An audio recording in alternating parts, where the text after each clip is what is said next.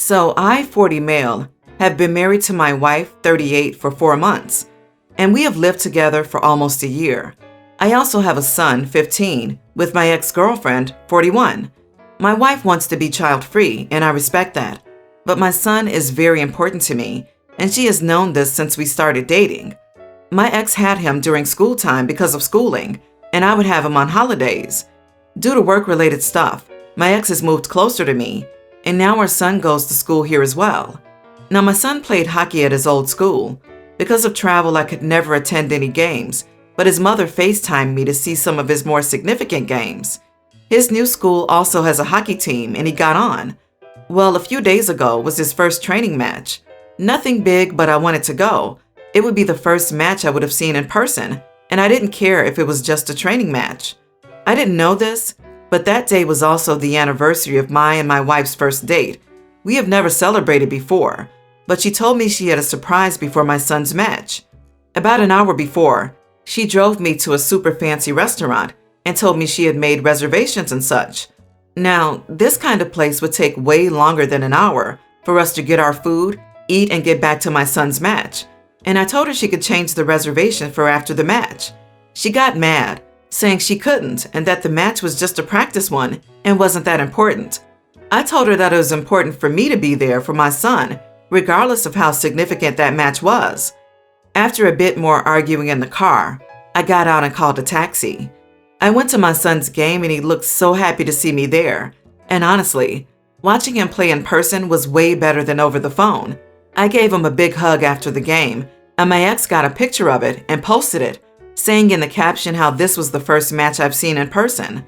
When I got home, my wife was even angrier than back in the car, saying she saw the picture of my son on my ex's socials and me. She said she felt excluded and like I had a family unit that I prioritized over her. I didn't know what to say because I do prioritize my son over her. I love her so much, but my son will always be the most important person to me. I left to stay with my ex. I slept on her couch. My son knew something was up when he saw me in the morning. My wife won't pick up my calls, and I don't know what to do. Am I the idiot? Not the idiot. I may be too jaded, but I smell something rotten in Denmark. I feel the new wifey pulled this stunt to find out who's more important, her or the kid, and she does not like the outcome. If OP is truthful and they have never celebrated their first date anniversary, Andy told her ahead of time, she knew, and at best didn't care. At worst, this was some sort of power play. But why would you marry someone who wanted to be child-free when you have a child? Or is it a better question to ask why someone who wanted to be child-free would marry a dude with a kid? It doesn't sound like OP hid the kid while they were dating, and ideally, it takes two people to agree to get married. That's how I understood it too. Or she just wanted to trick him into missing the match. Either way, she wants to be the center of his attention.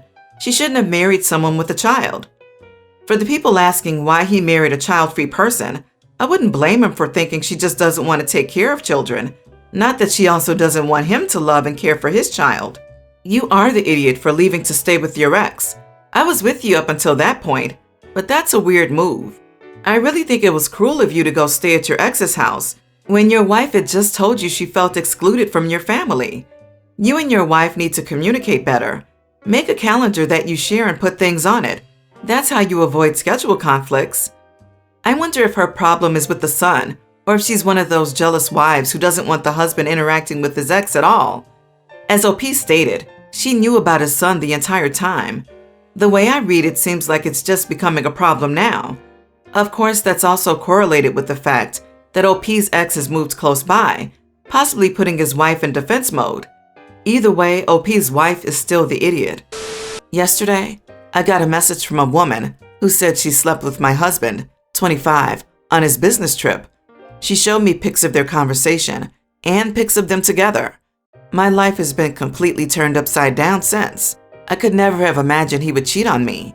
We have a 2-year-old daughter and have managed to keep an active, intimate life somehow. We're best friends, and I watch my figure obsessively. He's also just a nice guy, like extremely helpful. I know he would take a bullet for me, his daughter, and any friends. So I'm just taken aback by everything. When I approached him, he said, "What do you want me to say?" I asked him if he cheated on me during other business trips, and he said yes. He said it was obvious and went right back onto his phone. I started yelling, asking him what was obvious about it, and he told me he couldn't talk to me like this, and put in his AirPods and started listening to a podcast right in front of me. He didn't even seem upset to be caught. The first time he showed any real emotion was when I told him to leave, and he said, "Really?" and then asked if I was going to be like this. I don't know if he's so ashamed of himself that he's regressing into this, where he pretends not to care, because this isn't the man I love. So I'd like to ask anyone who has been cheated on or cheated themselves, what does this mean? My goal is to repair the relationship, but I need to know what I'm dealing with here, because right now, he seems like a selfish bastard I've never met before, and I know something is up. The dude didn't care a single bit. You're saving a marriage that means nothing to him. If he's at all upset over anything, it's not having someone waiting at home to be his housewife while he sleeps around without remorse. You're a fool if you stay.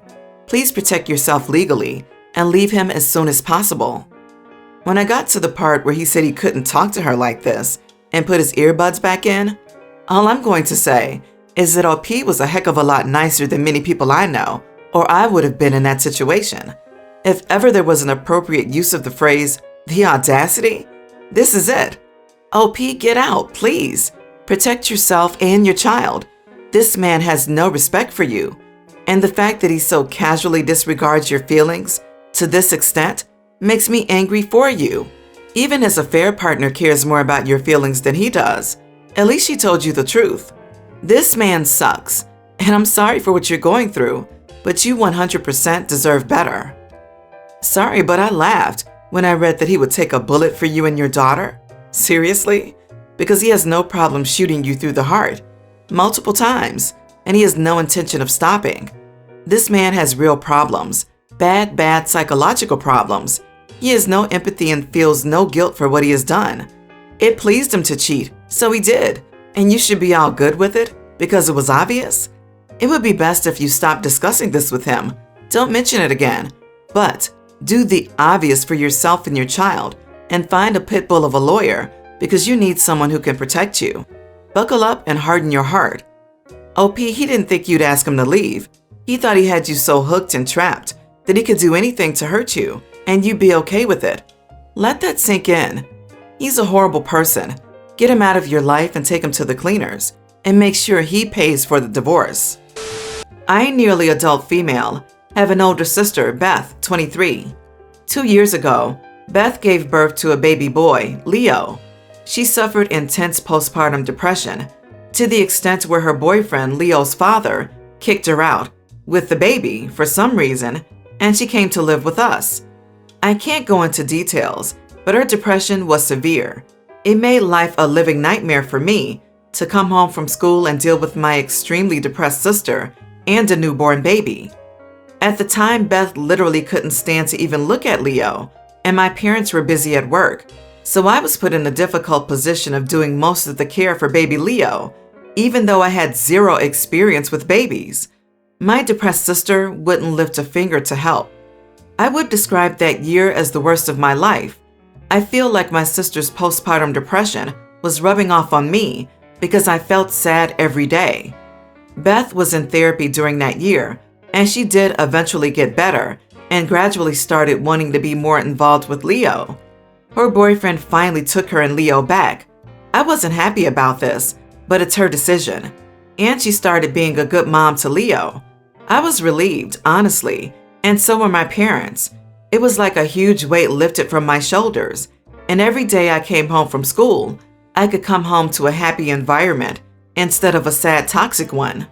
So flash forward to last weekend. Beth, her boyfriend, now fiance, and baby Leo came over for dinner. My grandparents were also there. After we'd finished dinner, we were having dessert, and out of the blue, Beth and her boyfriend made an announcement that she was pregnant with a second child. I tried to put on a brave face and not show my emotions, but my grandmother noticed I was teary-eyed. She leaned in and asked me what the matter was, and unfortunately, the floodgates just opened uncontrollably. It seemed everyone was caught off guard, but they all immediately knew what I was crying about. I could hear Beth's boyfriend mutter something and then storm off out of the room, but I didn't catch what he said. Beth started snapping at me, and it was a bit of a blur. Still, I think she said, "Why the heck are you crying?" And I said something like, "How do you know you won't get depressed again and I'll be put in the same position?" She was furious, and my parents had to defuse the situation and send them home. Now, in the aftermath, I'm getting a lot of criticism from my parents. They think I overreacted and made a happy moment into a sad moment. They believe Beth is right to be angry. They wish I could have been more supportive and happy for my sister instead of making it about me and my feelings. They also think I'm an idiot for questioning her choice to have another child just because she had postpartum depression after the first child. I'm not an expert, so I don't know, but it's a big fear of mine that the same thing will happen again and I'll be stuck in the same position. Am I the idiot? Not the idiot. You're a kid who was forced to raise your nephew because apparently every single adult around you was failing to do their job. It is horrific that your parents let all that weight fall on you, and all of the parties involved should have anticipated what this news might mean to you. OP, please leave before she gives birth. There are, however, a couple of clear idiots here. First and most, the boyfriend/father. Anybody who reacts to the mother of their child suffering by kicking them both out is an idiot. Full stop. He has zero right to criticize anybody here. Then your parents. They pushed primary care of an infant on a teen girl for a year. That is not a burden you can or should be expected to shoulder. They failed your sister, and they have failed you. If no one can take you in, and no one is taking care of the baby or your nephew, i.e. your sister can't, the father won't, and the grandparents are too busy, call CPS or whatever child protection service like agency is where you live. You can report it anonymously, I believe. It's not your baby, and while your sister should get help, that help doesn't mean you have to stick putting your life on hold for a baby that's not yours. I thought exactly the same thing about the boyfriend/father. Things aren't always easy when you have children, but you just can't kick mother and baby out when it's tough and bring them back when it's sorted. He should have been reaching out for help rather than kicking them out. Your feeling is valid, and they had no right to dismiss them. Do not let them do this to you again. Move out if your sister moves back in. My husband and I are fortunate enough to live in central London. His friend Edward and his wife Beth live in the Midlands. They have known each other for longer than he has known me, and they became friends through a shared interest and hobby. I feel that the friendship is one-sided. Whenever they come down to London, Beth is a photographer and likes to go to touristy areas of London. They always ask to stay in our spare room. I didn't mind it the first few times, but it became apparent that we are being used as a free Airbnb. That's how I feel. We would, of course, make the flat as nice as possible. I cook dinner for them every time as well. Unfortunately, we have never received any invitations to hang out with them. One time I think it was particularly outrageous. We were on holiday in Croatia, and Edward asked my husband if he could get the keys to stay at our flat. We recently bought a house together, and I voiced my feelings to my husband, but he said he didn't see any problems. I became frustrated and said, "Well, this is my house too. I don't want it to be used as a free Airbnb, so please don't say yes without asking me first next time." My husband then said growing up, he didn't have to ask his mom whenever his friends wanted to stay over. I said I'm not his mom, and I own half of the house, and I don't like being a free Airbnb host.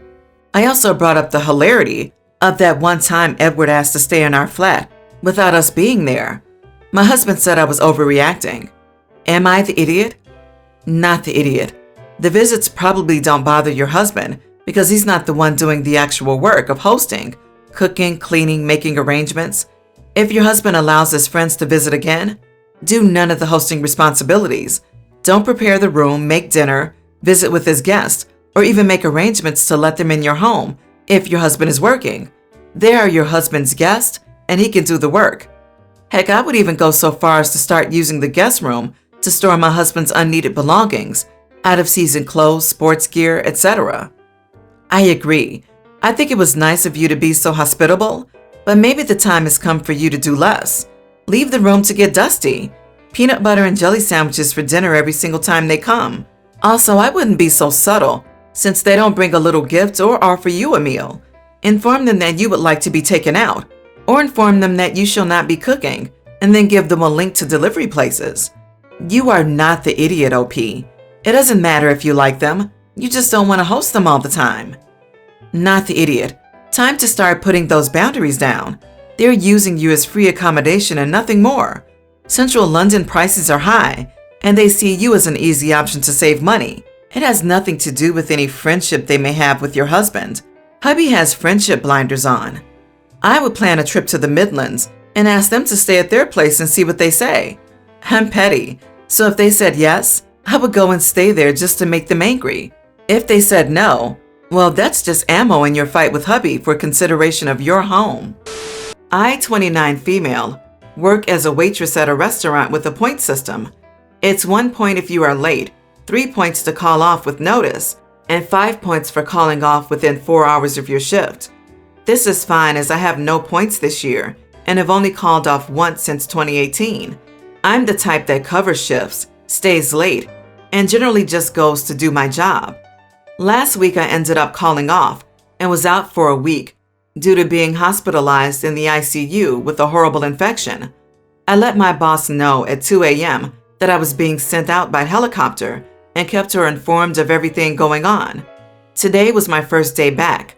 I'm not 100% yet, but like many places, we are short-staffed. So when I came in today, I opened and got to work. My boss came in 2 hours later and called me into her office. She informed me I was getting 8 points, losing my discounts and bonuses for 90 days, and on probation. I was dumbfounded, and I told her I wasn't signing the papers as it was out of my control. She said if I didn't, I would be terminated. I told her not to bother and walked out. I'm now getting calls and texts from her and my coworkers saying that they need me and I was an idiot for quitting over something so small. On the other hand, my husband thinks I was right because it was ridiculous that I was getting punished for almost dying. Am I the idiot? Not the idiot. You were so sick that you needed to be airlifted by helicopter and relocated to seek special treatment outside of where you currently live, which is well outside of your control. Then you went above and beyond by keeping your boss in the loop the whole time, as if your boss were part of your family, something you should not have had to do. Lastly, as a favor to them, even though you're not 100% better, you still made an effort to come in. And what do? They take away your perks and threaten you with termination? Not only are you not the idiot, but you should also be proud of yourself. You stood up for yourself, and it would seem you called their bluff, since now they want you back. Do not go back. Not the idiot. I love that they think she's an idiot for quitting over something small, but glaze over the fact that the manager was threatening to fire her over that same small thing. Your boss is an idiot, and a dumb one at that. She threatened to fire you, but wasn't expecting you to call her bluff. OP, you left a toxic environment, and you do not owe those people a thing. Going to the hospital isn't something small and shouldn't be punished. I'm glad you're away from your boss and coworkers now. Not the idiot. You were hospitalized in the ICU with a horrible infection. Good Lord, did she want you to show up at work, along with the nurses and doctors with you on a gurney? Tell your coworkers to quit too. Tell them it's your manager's fault. Good luck to you. Please block those people.